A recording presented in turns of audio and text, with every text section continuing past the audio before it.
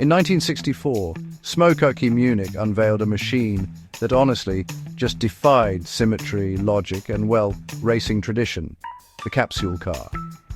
Born from the skies of World War II and inspired by a German warplane's odd design, it promised perfect balance and, yeah, radical speed. At Indianapolis, it rolled out like a challenger from another world, daring the speedway itself to either accept or destroy it. What followed became legend, a tale of brilliance, audacity, and downfall, the skyborne vision. The year was 1944, and the skies over Europe roared with thunder, not born of storms, but, of men's machines. Smokey Yunick, still young, but already tempered by fire, guided his B-17 Flying Fortress through a haze of flak and tracer rounds all around him.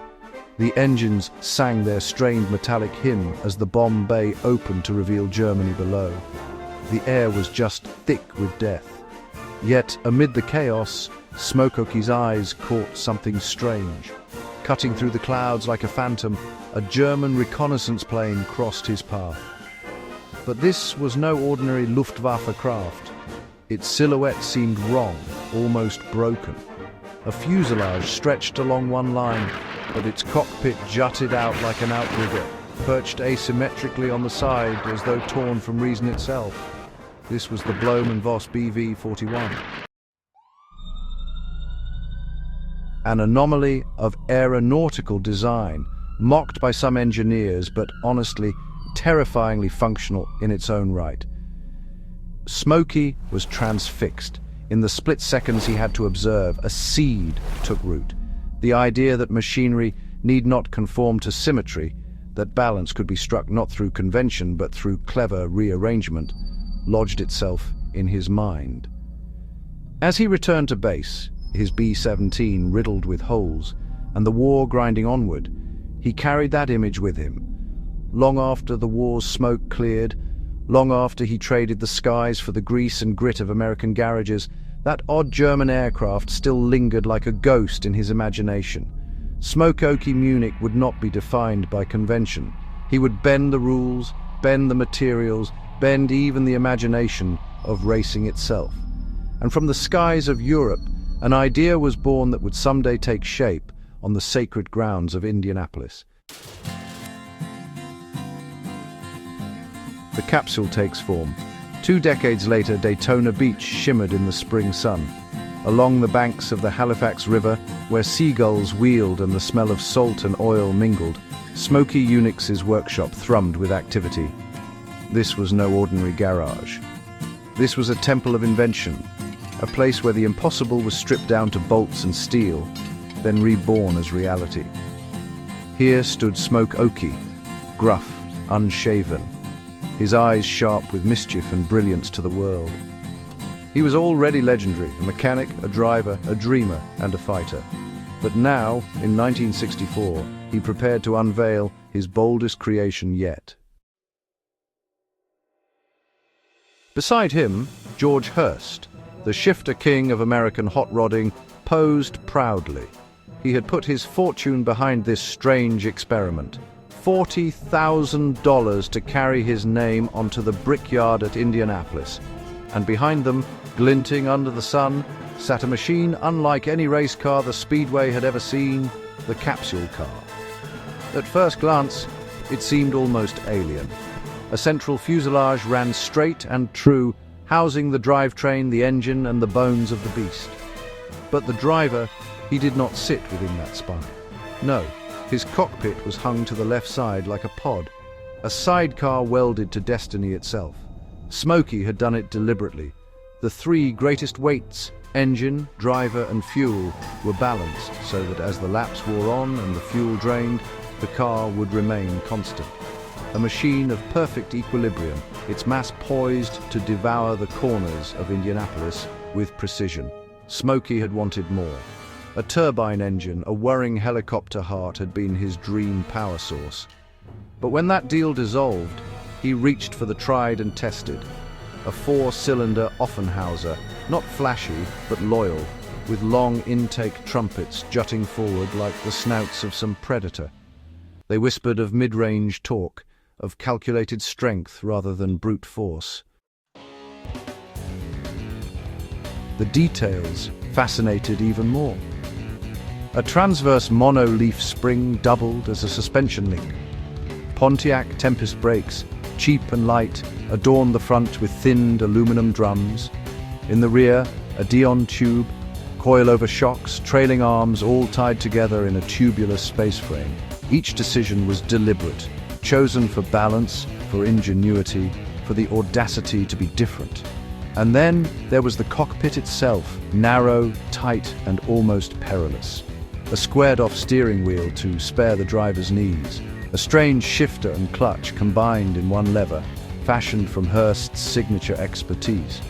Smokey even dreamed of a single pedal to command both throttle and brake, though practicality eventually broke that fantasy. 5 bolts alone held the driver pod to the chassis, an engineering curiosity that sent shivers through the rule makers of USA. To pilot such a contraption, Smokey needed more than a driver. He needed someone who was daring yet steady, brave yet calm. He chose Bobby Johns, a NASCAR warrior, son of Shorty Johns, who had tasted victory on the stock car ovals, yet never braved the bricks of Indianapolis. Bobby would be the chosen one, the rookie knight armed with this outlandish steed. But Bobby was not alone in his initiation. Veteran Dwayne Carter, a man who had driven Smokey's machines before, took laps as well, feeling the strange weight and balance of the creation. His hands had once tamed Smokey's reverse torque special at Indy in 1959. Now he tested the pod racer as the whispers around Gasoline Alley grew. Some called it genius, others called it madness. The capsule car divided men the way fire divides shadow and light. Yet there it was, gleaming, humming, ready to attempt its destiny on the stage where legends were made and broken. The month of May drew on, and the speedway brimmed with speed and danger. The capsule car fought its way through the new car bugs that plague all experimental beasts. Every lap was a gamble, and every tweak a desperate bid to align Smokey's vision with reality. Time slipped away, and with it, patience.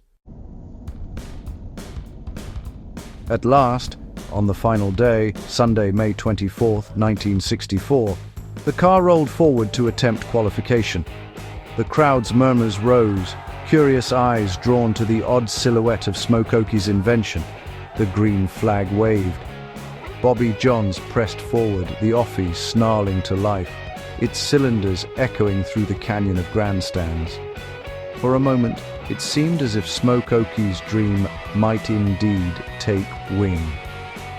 The capsule car thundered toward turn 1, the crowd leaning in as the pod and fuselage carved into speed.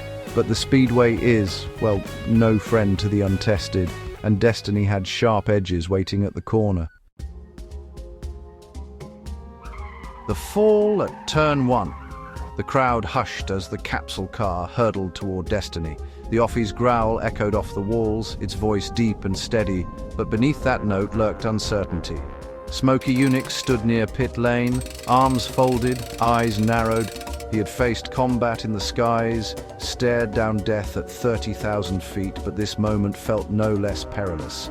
His invention was on the edge of proving itself or collapsing in ridicule. Bobby Johns sat low in the sidecar pod, his hands gripping the squared steering wheel with a mix of calm and apprehension. For weeks, he had wrestled with this machine, coaxing it to speed, feeling its quirks. The balance was uncanny, the positioning strange. Every lap was a conversation with physics, as though the car whispered, "I am different. Learn me or perish." The first lap began smooth. The capsule car surged past the bricks, its left bias weight settling into rhythm. The fans, skeptical at first, watched as the strange creation sliced the straightaway.